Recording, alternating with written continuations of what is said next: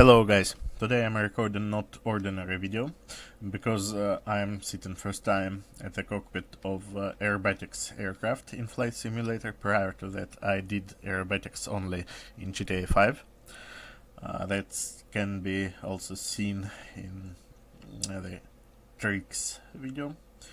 We did it by the crew of 3 veterans of Western Owners Club, and this one aerobatics aircraft closely resembles Western Mallard from GTA 5, and it is Extra, the German aircraft designed for aerobatics and leisure, and it is very good modeled in the add-on Sky Chasers, which had been until recently on weekend's deal, and that is why I bought this one. First of all, the buyer will stumble upon any lack of documentation. There is no reference, there is no checklists.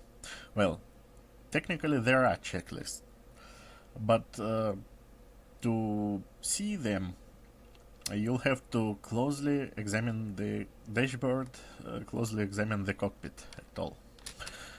For example, I've noticed these speeds only on my second flight. I actually performed first landing at 80 knots and used almost whole runway at Bulgataya Resort, Mongolia. Well, the second notice I found was when I was turning the engines off, because you know you should turn fuel selector valve off, and I was looking actually not for the notice but for the fuel selector. I found the fuel selector over there, under the right arm, under the mixture control, and there is actually a very informative notice written here that you definitely should read, but to be brief, it states that, well, it can be seen on the dashboard. There are 3 tanks, a wing tank and 2 central tanks, a fuel central tank and aerobatics tank. Well, it states that wing tank is 120 something liters, and central tanks both together are 101 liters. And it also states that for the aerobatics, a wing tank should be empty, and for normal flight you should use fuel from wing tank first. Otherwise, if you empty central tanks, you won't be able to safely transfer fuel from wing tank, and the aircraft will be very unbalanced, because there is no symmetry as far as you can see. There is only one wing tank, and well, that sounds actually. The next thing the buyer should be aware of: this aircraft has no navigation instruments apart from the bullseye, and it is designed for VFR from sunrise to sunset only. I guess it doesn't have any nav lights at all, because I couldn't find switches for them.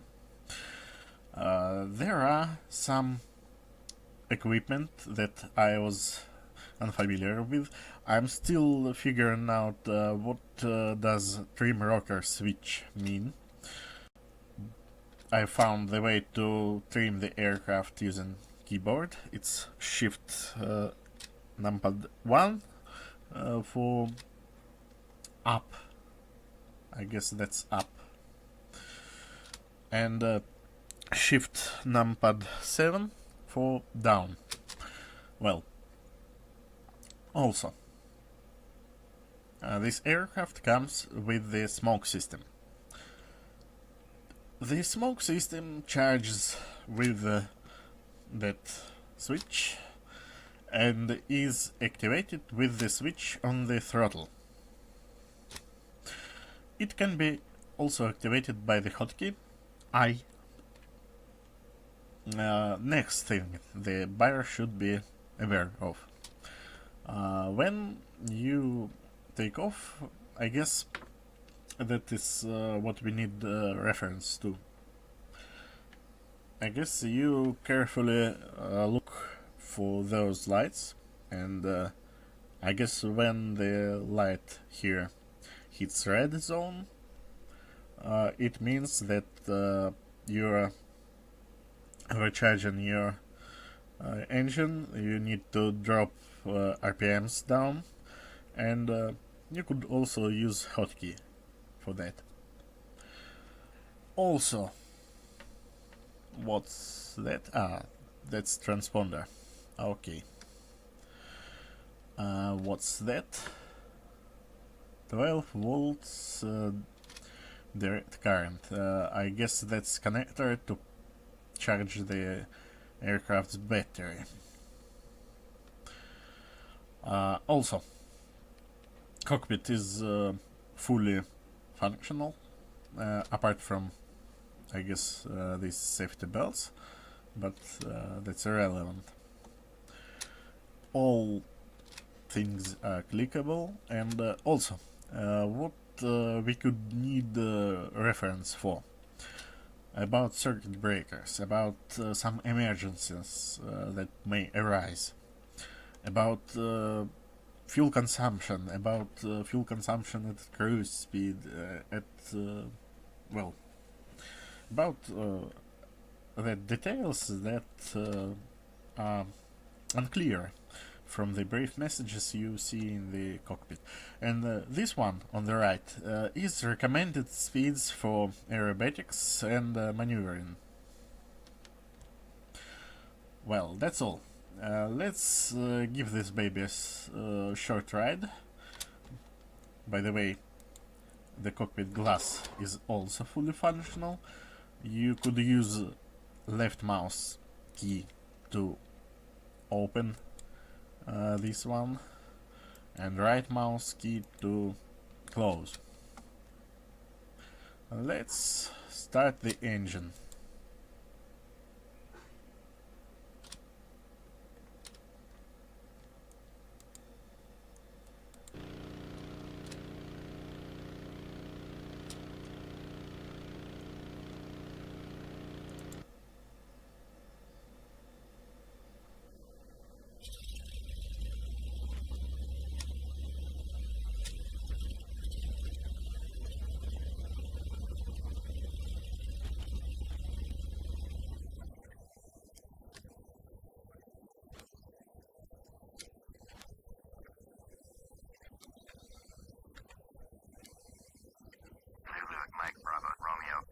You should be very careful on taxiing, because this aircraft actually is very light, and it should easily be overturned.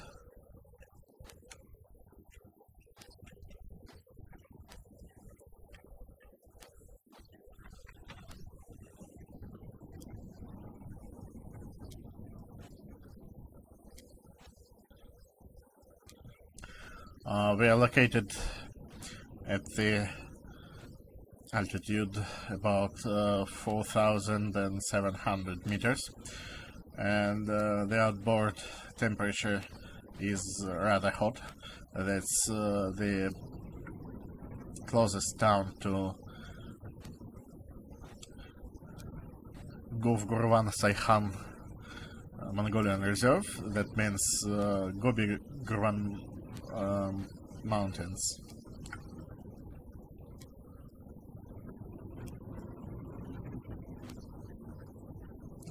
That means we are very, very, very close to the desert of Gobi.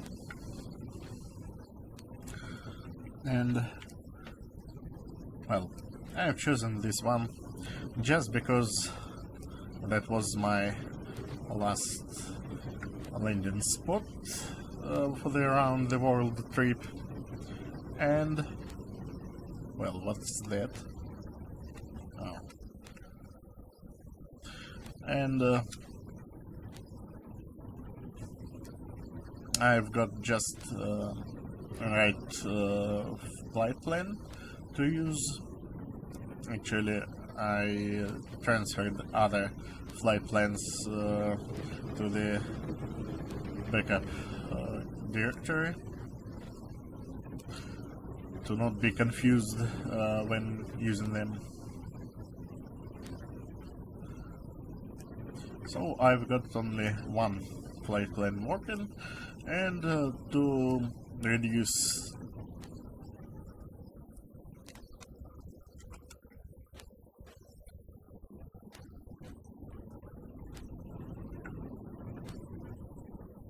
oh, that's wrong runway. We will be taking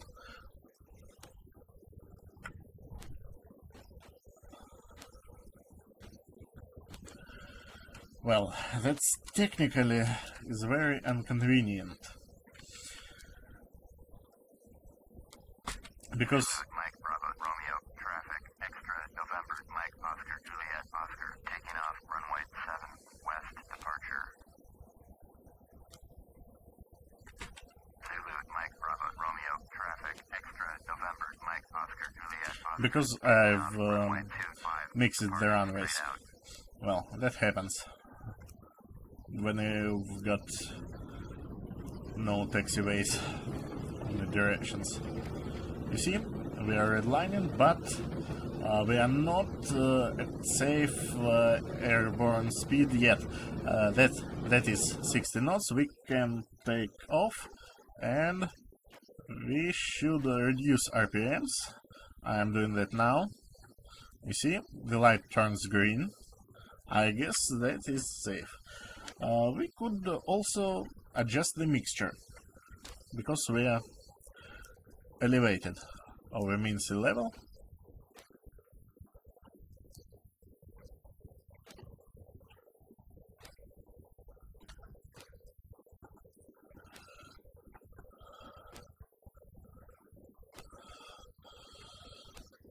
And we should probably trim.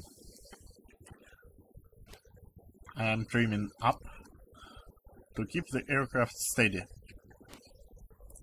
Well,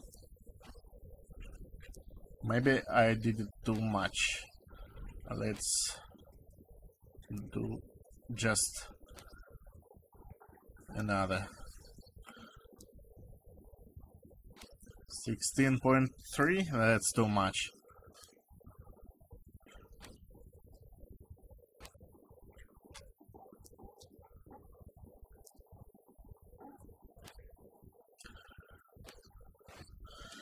$6.8, that's too much too. 5.8, well, that's closer.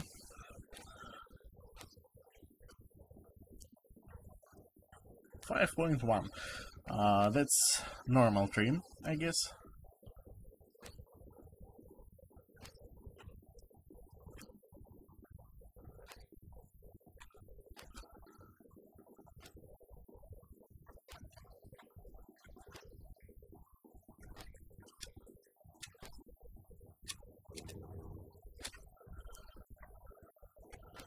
%, and I have flown it with 41% actually. 51.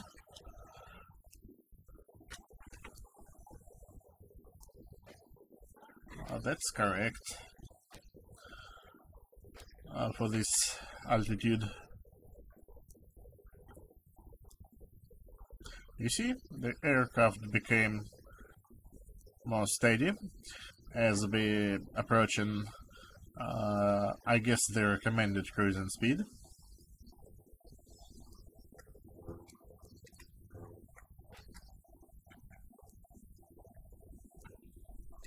And by the way,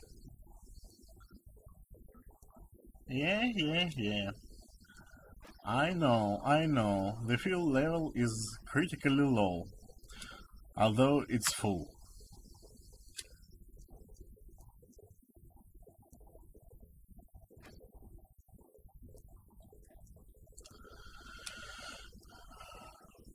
I guess we will be slowing down and turning.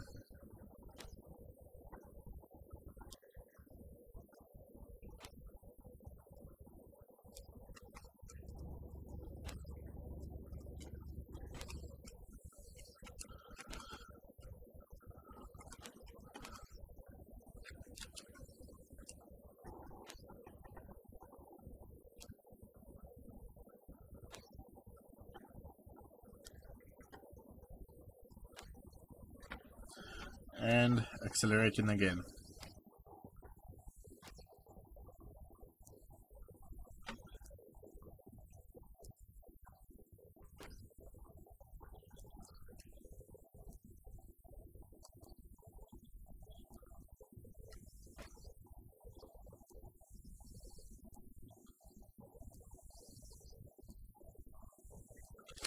It was very interesting, rather interesting to me, that this aircraft has got no flaps.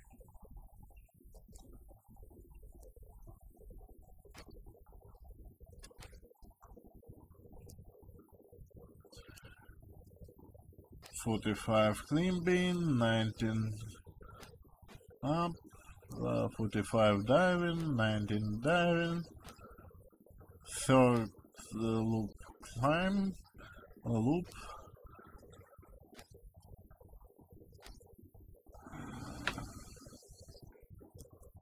stall turn, knife edge,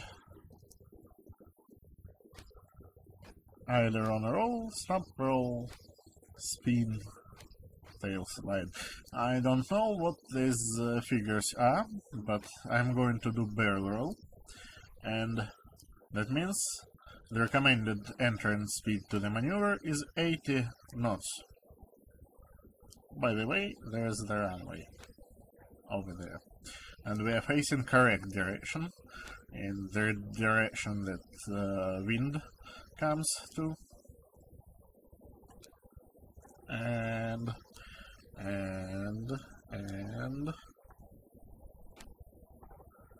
woohoo! Wow!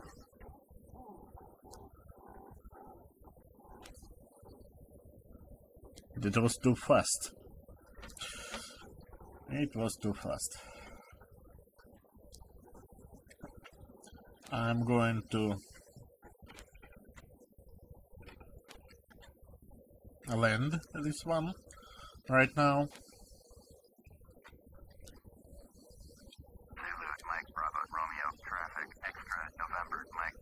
And I am definitely going to continue learning the aerobatics, but I guess it will be some time prior I release another aerobatics video.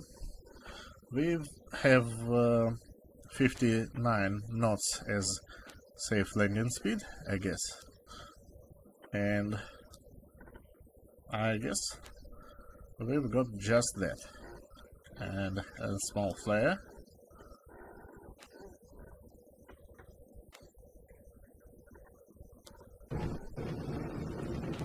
And touchdown. And braking. By the way, you should be very careful. You should compensate for propeller moment on the landing part, because you could easily flip the aircraft over with brakes, and you should descend to save turning speed prior exiting the runway. And you should taxi with very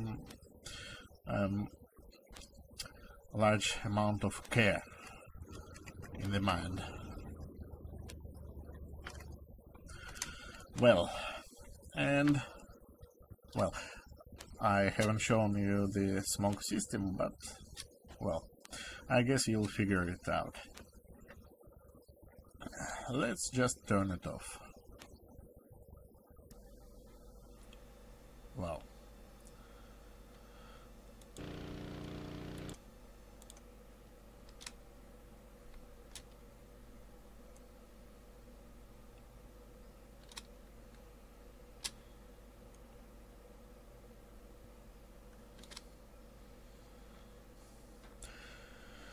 Have a nice day. Ride safe and fly safe.